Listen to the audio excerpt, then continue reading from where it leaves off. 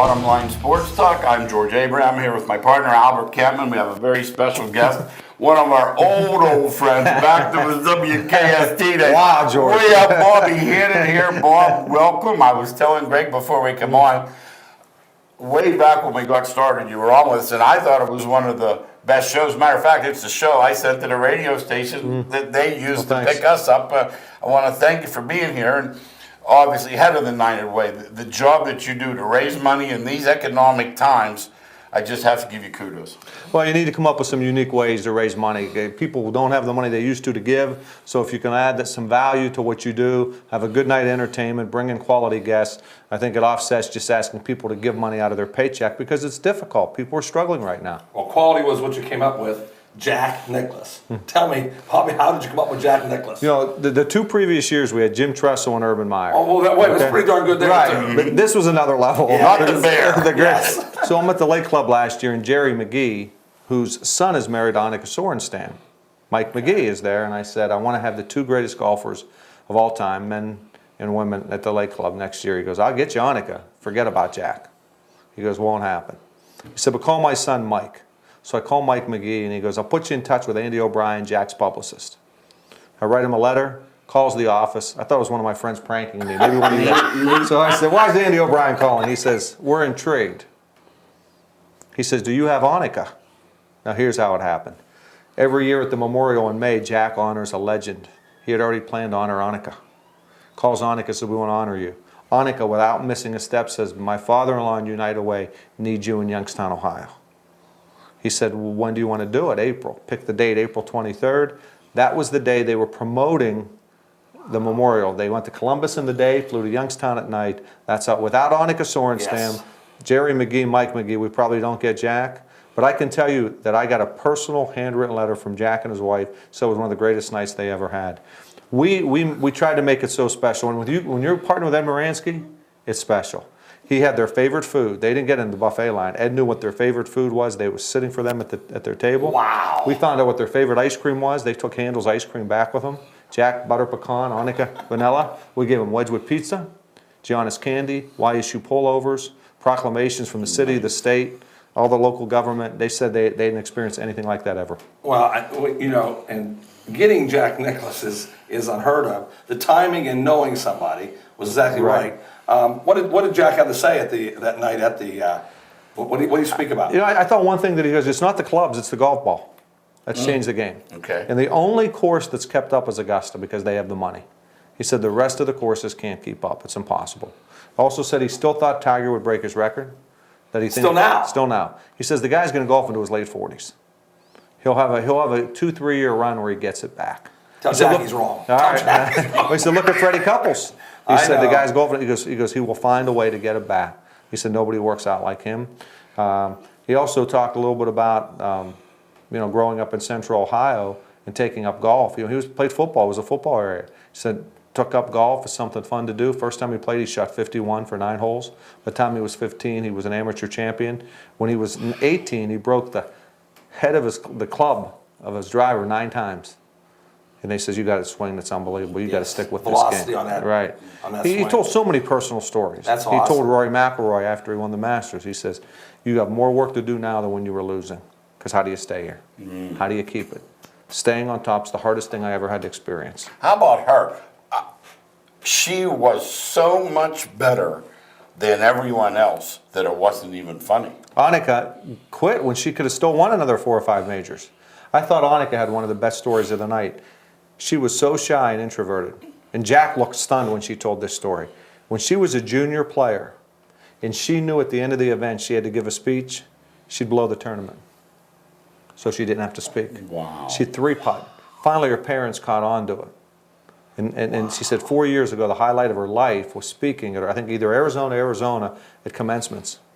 She couldn't speak in front of 10 people. She addressed her fears, got after it, and Jack was looking like, you blew tournaments? Because he goes, yes, when I was a junior, I would cough it. Because amazing. I 3-putt on purpose. I was out there in Arizona about 2 months ago, and her picture was up on the Arizona State. I think it was Arizona State wall, and it was amazing that I didn't realize she went there. That's what Phil Mickelson went there too. Right. That's where Mickelson also went. Well, you set a goal to raise some money. Tell us about, did you reach your goal? We did. We went in hoping on the best scenario, raised $200,000. We came out of it raising about $300,000. Wow. But we couldn't have done it without great auction items. Some of the items we had a road trip to any 49er game, pre-game field passes, team hotel for 2 nights, and airfare thanks to the DeBartolos. They're great. So you get to go on the field, and the 49ers play at Denver, at Dallas, at Seattle. You can pick any of them. We had... the DeBartolo family just steps up. Oh, they're the best. Denise and John are great. We had the ultimate golf package. Golf for 8 at the Lake Club, lunch, cigars, dinner. Then we had golf for 4 at Old Stonewall, Allegheny Country Club. We had golf for 4 at Oakmont, all in one package. All one package? All in one package. That went for, I think, $7,000. Remember we went to Old Stonewall? Oh, I remember. I lost 13 balls that time. What a beautiful I'm place. not surprised. So we had some great auction items, and then we had anonymous donors step up and say, between Jack and Annika, they have 28 majors. I will donate $28,000, $1,000 for each of their majors, if we can get the audience to come up with $28,000 for the United Way's kids charities. The audience came up with $92,000. So that was all special money. I got There's goosebumps. nowhere, that special initiative alone raised over $120,000. That was the best story. And it All was an things you honor. told us. It was an honor. That donor never doesn't want to be The revealed. human spirit, it's there, and somehow you dug it out. But Well, that's what United Way is about, though. Right. The human spirit, that's you guys spread that message all the time. Right. You That's guys awesome. are to be complimented because in today's time, as you said, there are easier jobs today than asking people to dip in when they're having trouble day to day. And you know what? This area is people I think around here that are doing well feel blessed. Okay. People step up. And it's been amazing how, since I've been involved in this, the people that step up to want to help the less fortunate in the community. So we've been blessed to do pretty well at our United Way.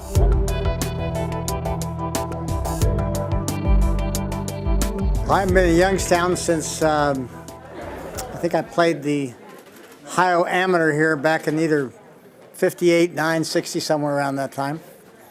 And I'm here because of Annika and Mike and Jerry, whom I played golf with for quite a while. Annika was coming down there, and they said, "I'm up here." He said, "Would you come up and do that?" And I said, "Sure, I'm happy to do that. If that's what you like to do, and that's what you think would help what you're doing." I said, "Sure, we'll come." No, it feels great to come back here. This is now kind of my second home in a way, since I'm part of the McGee family, and our kids have been baptized in this area, and we come here for the festivities afterwards. And we celebrated my husband's mother Jill's birthday here, so I'm pretty familiar with this. But today we're coming here for different reasons, for a good reason, to raise some money for some good causes. So I'm happy to be here, obviously, to sit next to Mr. Nicklaus and be part of this.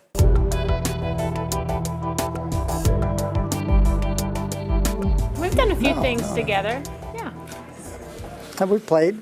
Really? We played once or twice, couple cups? Yeah, we played a few times, and then we worked very closely together when we had Olympic golf course design opportunity. We both worked together to get golf in the Olympics, and then we said, why don't we collaborate and try to throw in a bid to design the course together. So we spent probably 3 months pretty intensively working together, and I thought we put together a great little project. We put together a very good bid, and we got sandbagged.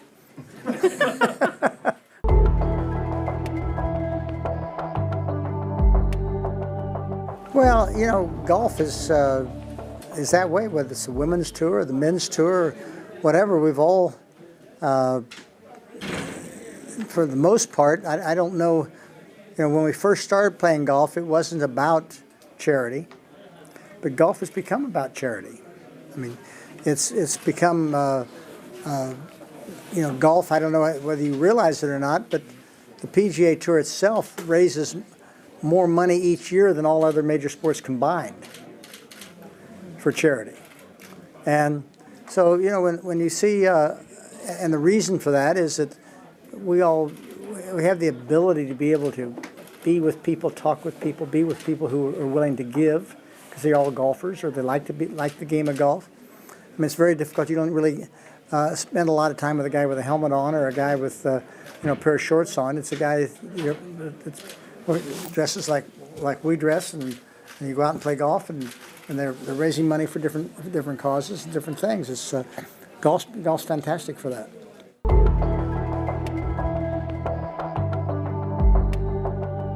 Well, Annika's been obviously, I'm not criticizing Annika, but I think if Annika kept playing, there would be no question that when the records are all done, that she'll been known as the best woman player that's ever played. And she still may be, even as she is today. That's arguably that situation.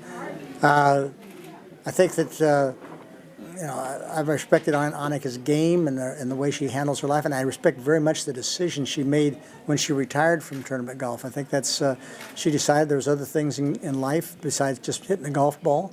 She wanted to raise a family, and she wanted to grow the game of golf. She wanted to have some charity work and some things that she could give back.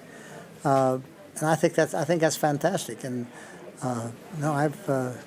and she wasn't too bad a golfer either, as I say, right along the way with it.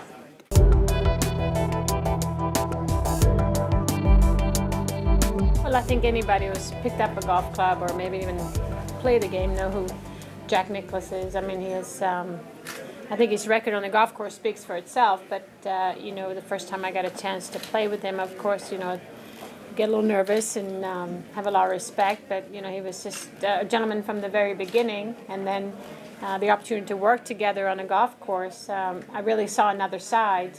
I was extremely impressed with his skills about designing golf courses, and when we flew down to Brazil, he would tell me what kind of trees, on the roadside, and we talk about all the courses. You've done like 300 or so. I mean, you're very involved, and I thought that was very impressive. And then just to sit and talk about him and his family, the admiration I have for what he has done there.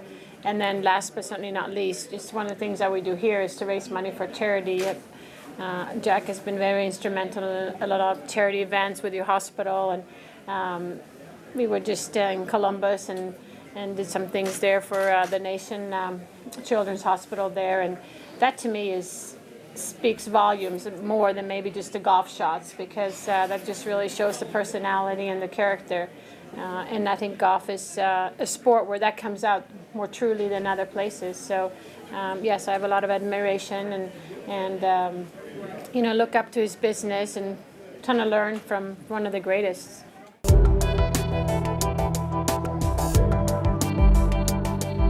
Who?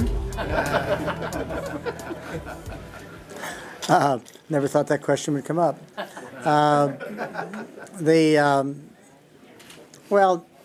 Right now, obviously, Tiger's on the sidelines, and you've got a young man that is probably as talented as anybody's ever played the game. He's got a great record. He's had my record in his, on his closet door since he was a little kid, and I still believe that he will probably break that. But then again, there's so many things that happen in everybody's life that he's right now being robbed of some of his prime years because of his health. And after, what's he had, 3 knee operations or 4? Whatever he's had. 3 knee operations, now a back operation. Is his health going to allow him to do that? I don't know. Certainly, talent-wise, I mean, he'll be playing golf. If he gets his health back, he'll be playing golf till he's probably in his late 40s on the tour, maybe beyond that. That's another 40 majors. He certainly is quite capable of winning at least 5 of those, which is what he has to do to pass my record. That's what I think. But then again, he's got to do it. And I was very, very fortunate. I mean, I played a long time, and I really had no injuries that were significant. I only had 2 tournaments in the whole time that I played golf that I had to withdraw. One of them was in Akron. I was on the practice tee at the 1981, and I was in 4th place going to the last round of the World Series, and they carried me off the practice tee with my back. And then the 1983 Masters, I played the first round and was playing with player and couples in the second round, and I didn't get off the tee. But that's the only 2 times that I had that kind of a situation. And I was back playing again, the next week or so, whatever it was. It was just a very minor thing. But, not many guys are as lucky as I was to be able to have that longevity and be able to do that. And so, for Tiger to break my record, he has to be able to stay healthy and be able to do that. So that's the issue for him, I think. I don't think the talent is an issue. He's certainly got the talent. He's certainly got the desire.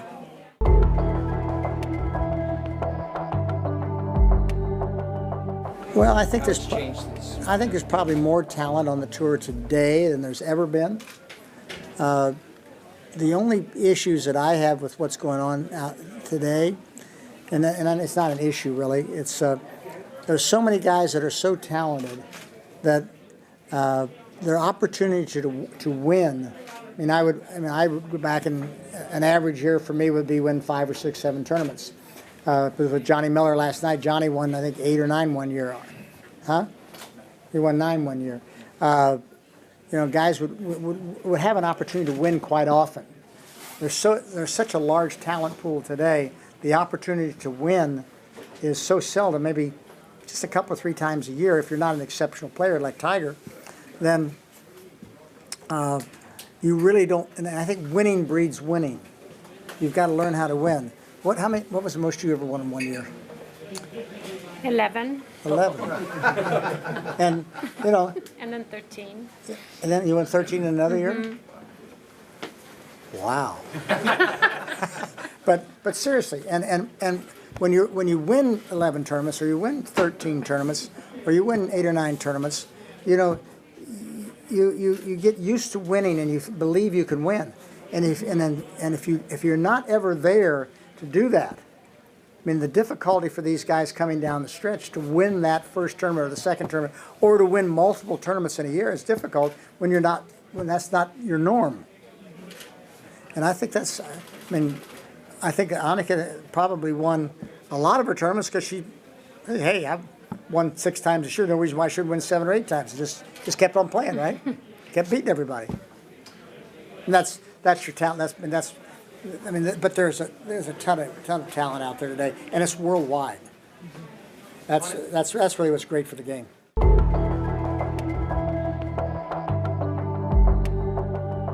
Well, I think we have depth today. We have more ladies playing around the world, and it's a global game as well. I think since Sari Pak came on the tour '99, she was the first South Korean, lady golfer to come out, and winning the LPGA Championship and US Open the same year just kick-started what we're seeing now, kind of a surge of Asian women to play the game. And now we have out of the top 100, we have 30 ladies from South Korea. So I think that says a lot. But it is a global game, and I think it's just going to continue to be that. Having golf in the Olympics is going to help. We've had a Chinese girl win the LPGA Championship. I think that's the beginning of the Chinese golfers to come. So I think we're going to see some of that more on the men's tour. But, certainly, we haven't seen it so far. But yeah, as more as this game grows global, we're going to see the surge of players. So, but if you look at the peaks and so forth, I think the scores are about the same.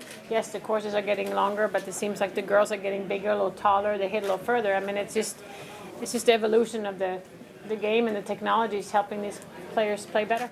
I've had a few chances, and some you pull off and some you don't. But I think overall Ohio has been very good to me in many ways, and obviously meeting my husband here is a big deal. But we've played the Soham Cup, and it's been good to me. So. Do you remember playing here? Do you? I do. Yeah, I was just kidding. Yeah, of course I remember. But yeah, it wasn't one of my best weeks. But that's how we learn and move on.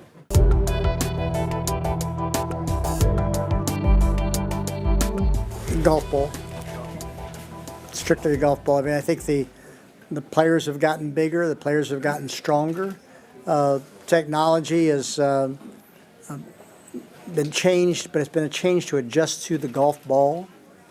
And you take the old golf ball and you put a driver with a trampoline face on it, which most of the drivers are today, it won't go anyplace. you take a wood driver and hit the golf ball today, it won't go anyplace. I mean, the equipment has been changed to alter and accommodate what's going on. The golf ball from 1935 to 1995 increased maybe 7 or 8 yards. The golf ball from 95 to about 2005 increased about 50 yards. So I mean, that's the biggest charge of technology. So what does that mean? All that means is that every golf course that wants to be involved in tournament golf has to spend a fortune because of a stupid golf ball that has not been controlled. I mean, the USG and the R&A let it get out of hand. They fully will admit that. They thought that the rules on the distance of a golf ball would be controlled okay when they went from a wound ball to a composite golf ball. The composite ball is what came in basically in '95 as a staple, and it was cheaper to make. They could make it more uniform. And there's nothing wrong with the golf ball, but you can also make it go 50 yards shorter. But we have basically 17,000 obsolete golf courses in the United States to the Touring Pro. The only one that is not is probably Augusta National, and they're the only ones that probably have had enough money to be able to make the changes they need to make. It would be a lot easier to spend 10 grand and make a golf ball go the distance it should go. Do I like it? Probably not. But I'm an old fogey. I mean, everybody always believes the game they played was the best game, and when they played it, but it's having a golf ball control the game as it does today. Let's just say that you took the golf ball back to 1995. Use the same ball, just make it so it goes that distance for everybody. You bring back in probably 3/4 of those 17,000 golf courses without having to spend a fortune to go play them. And that's the major change that I see. And the guys today. I mean, you look at the guys. You watched Augusta even a couple of weeks ago, and Bubba Watson hits the ball over the trees at 13. I mean, 50 years ago, I couldn't hit the ball over the trees at 13. And they were not that big 50 years ago, I promise you. And, it's some of the places they played, and half the round those guys are playing fairway woods or irons off the tee anyway, trying to just control the golf ball. Why don't we just make a golf ball that goes that distance and we don't have to do those things? Now, what does that do for the average golfer? They can control that. They can make the average golfer still be able to get a reasonable amount of distance but control the game. That's the biggest change. Well, I mean, we hit the ball a long way when I played. I mean, I got this thing I've been carrying around in my pocket. This thing right there. Not the money. The money clip. That money clip I won in a driving contest in the PGA Championship in 1963. I've carried it out in my pocket for 51 years. Have anybody ever not lost a money clip in 51 years? And anyway, when I won that driving contest, I hit it 341 yards, 17 inches with the old equipment. And so golf balls, we could still hit a long way then, but it was not every time. And when you hit the ball that hard in those days, the dispersion on it was just fantastic. Today, the golf ball doesn't spin as much. They can keep it in play.